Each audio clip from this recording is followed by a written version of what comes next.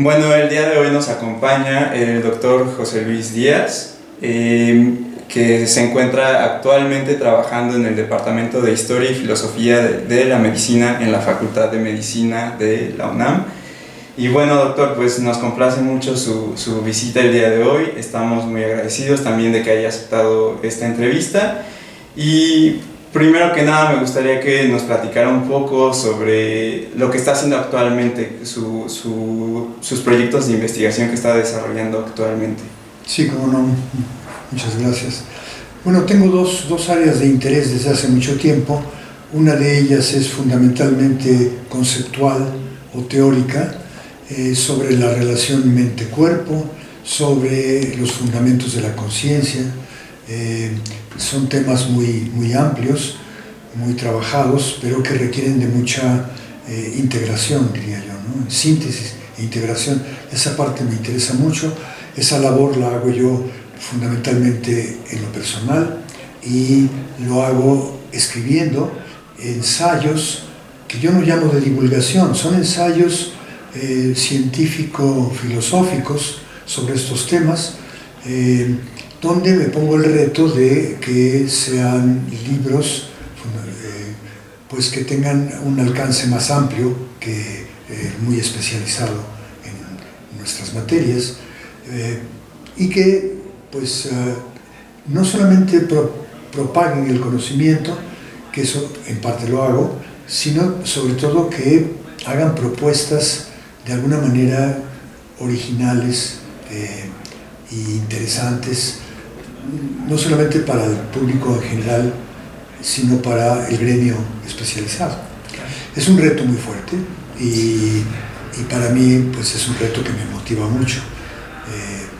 En un rato voy a presentar una conferencia basada en el último libro que escribí sobre el tema de la autoconciencia, que es un tema que he estado trabajando ya durante unos años. Mi interés general en las últimas décadas ha sido sobre la conciencia, pero es un tema que ha explotado, ¿no? Literalmente, hay una gran cantidad de información y yo creo que para aportar algo hay que agarrar un sector de ese tema y explotarlo un poquito más puntualmente.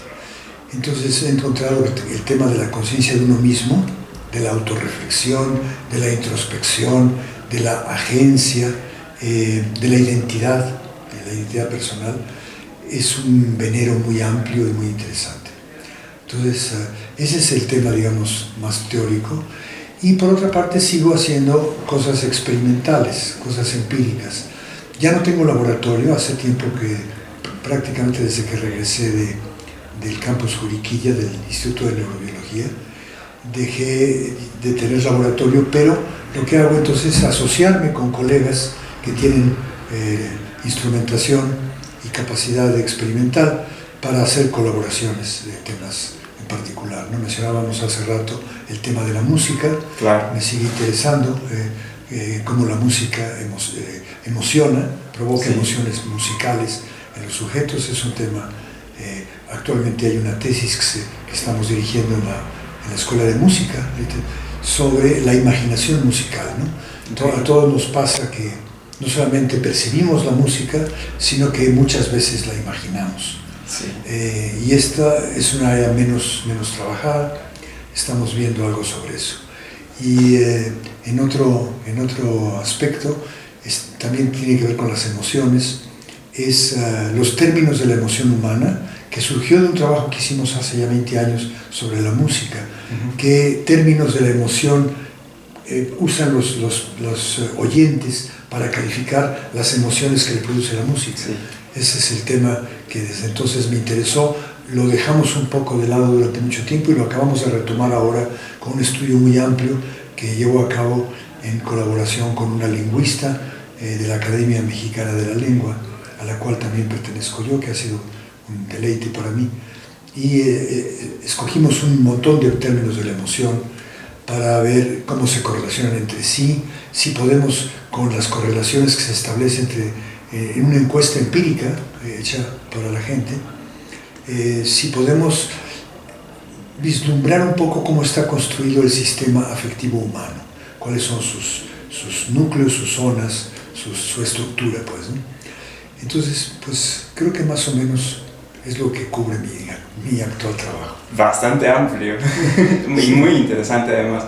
Me gustaría ahorita retomar esto que menciona del estudio de las emociones, porque, bueno, sabemos que dentro de las ciencias cognitivas y específicamente en la psicología cognitiva, en un principio como que se le hacía el feo al estudio de las emociones. ¿Qué piensa usted sobre emoción y cognición, esta relación que a veces parecía como si fueran opuestos? Sí, cómo no. Yo creo que esa oposición surgió pues fundamentalmente de los sectores de filósofos que consideraron que la razón estaba opuesta a la emoción, o que la emoción es una forma irracional de actuar en el mundo. Esto ha cambiado radicalmente.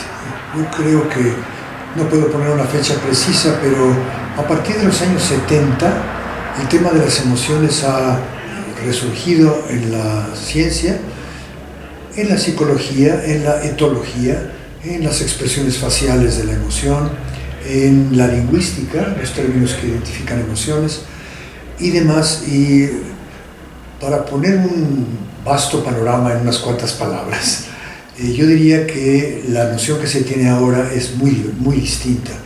Es la noción de que la razón y la emoción son sectores de la mente, actividades mentales que constantemente están en interrelación, constantemente interactúan. Las emociones me dan a conocer cosas del mundo, los saberes del mundo me emocionan, etc. Hay una estrecha relación entre cognición y emoción. E incluso en el tema de la actividad cerebral, que es mi formación inicial, digamos, como neurocientífico, neurobiólogo, antes se decía que en este modelo tripartita, muy conocido incluso por la gente en general, de que hay 3 cerebros en el cerebro humano, ¿no? Un cerebro reptiliano, que es el que gobierna los reflejos, la respiración, la frecuencia cardíaca y demás, que está en el tallo cerebral. Un cerebro emocional, que es el sistema límbico intermedio, y un cerebro racional, que es la corteza cerebral. Este fue un modelo que promulgó un gran investigador de la neurobiología de la primera mitad del siglo XX, o de mediados del siglo XX, Paul MacLean. Y daba la misma pauta de que la razón y las emociones incluso tenían un sustrato cerebral diferente. Hoy sabemos que no es cierto. O sea, no es que no sea cierto. Evidentemente el sistema límbico es fundamental para las emociones. Incluso zonas del sistema límbico como la amígdala del lóbulo temporal y demás, sabemos que forma parte de las emociones más básicas, como son la rabia y el miedo, por ejemplo, ¿no? Pero también sabemos que la amígdala, que se activa en estos casos, el ataque o la huida, tiene una conexión enorme con el resto del cerebro. O sea, la amígdala está informando todo el tiempo a la neocorteza y a las partes racionales, motoras, sensoriales y demás del cerebro. De tal manera que ya no se puede mantener que haya un cerebro emocional y un cerebro racional. Hay un solo cerebro, que es emocional y racional a la vez. Exacto. También ahorita mencionaba sobre su formación, ¿no? Su formación en neurobiología. Vayámonos más atrás. ¿Qué es lo que le lleva a usted a interesarse por la mente humana? ¿Cómo comienza ese interés? Bueno, siempre ubico esto en un momento extraordinariamente preciso de mi vida. Wow. Y esto es muy interesante porque habla de la importancia de la enseñanza. Okay. En el primer año de medicina, 1960, en la Facultad de Medicina de la UNAM, yo era estudiante de primer año, en el curso de anatomía, que era el más difícil, y el curso de anatomía duraba 1 año y terminaba siempre con el sistema nervioso. Empezaba siempre con el músculo esquelético, los huesos, y acababa con el cerebro. Y para la parte del cerebro el profesor invitó a un maestro muy conocido en aquella época, un refugiado español, que era psiquiatra y neurobiólogo, el maestro Dionisio Nieto. Y él nos dio la primera clase sobre el cerebro, habló de la evolución del cerebro, de los métodos, de cómo surge la neurobiología moderna con Santiago Ramón y Cajal, ¿no? Que había sido maestro de este hombre. Y enfatizó mucho el punto central y más interesante y más misterioso del cerebro, que es cómo conecta la neurobiología con la mente humana, ¿no? Y yo recuerdo esa clase como el punto disparador. O sea, fue a partir de ahí que me interesé en esto, me interesé en la neuroanatomía originalmente. Cuando iba terminando la carrera, acudí a este mismo profesor, Dionisio Nieto, para que me dirigiera la tesis. Él fue mi principal tutor. Y al principio hice cosas de neuroquímica, de neurofisiología básica, psicofarmacología básica, y a partir de ahí me fui interesando en otras zonas que ahora se llaman ciencias cognitivas en general, la conducta animal, la conducta de los rostros humanos, la lingüística y finalmente la conciencia, ¿no? Entonces ese ha sido un poco el camino, un poco, pues yo no diría que, a pesar de que he tocado materias muy diferentes, a diferencia de algunos colegas que se han centrado, es mucho más efectivo, mucho más eficiente ese camino de centrarse en una materia, en algún punto. Tengo colegas que han trabajado sobre un neurotransmisor toda la vida, son grandes expertos en ese tema. Es una forma de trabajo perfectamente legítima y respetable, claro, pero no se me dio a mí. Más bien, cada vez que me entrenaba yo en un campo y ya tenía la noción de que más o menos lo conocía y demás, me asomaba al jardín de al lado y me llamaba la atención otra cosa, ¿no? Pero bueno, hoy día se llaman ciencias cognitivas y por eso me encuentro tan a gusto en el 5 y demás, porque de alguna manera esta es la encarnación precisamente de esta interdisciplinariedad, ¿no? de la mente humana. Entonces pues estoy muy a gusto cada vez que vengo. Y justo ahorita que hablaba sobre la transdisciplina, entonces ¿usted considera que su trabajo ha sido interdisciplinar, quizás en búsqueda de esta transdisciplinariedad? ¿Le gustaría platicarnos un poco más sobre este tipo de trabajo interdisciplinar? Hay muchísimo que decir. Sí, para mí sería un ideal. Acabamos de salir de una conferencia en que 5 investigadores, 2 filósofos, una psicóloga, una psicometrista y un neurobiólogo de imágenes cerebrales cooperaron transdisciplinariamente para producir un trabajo sobre la trampa, sobre los mecanismos de la trampa humana. Me parece exactamente el camino que hay que seguir, ¿no? Ahora, hay 2 formas de seguirlo. Ellos lo hicieron con mucha espontaneidad y mucha sinceridad. Es muy difícil. Les ha costado mucho trabajo coordinar las disciplinas, coordinar la mentalidad, los entrenamientos y demás, ¿no? Y es muy meritorio que lo hayan hecho, ¿no?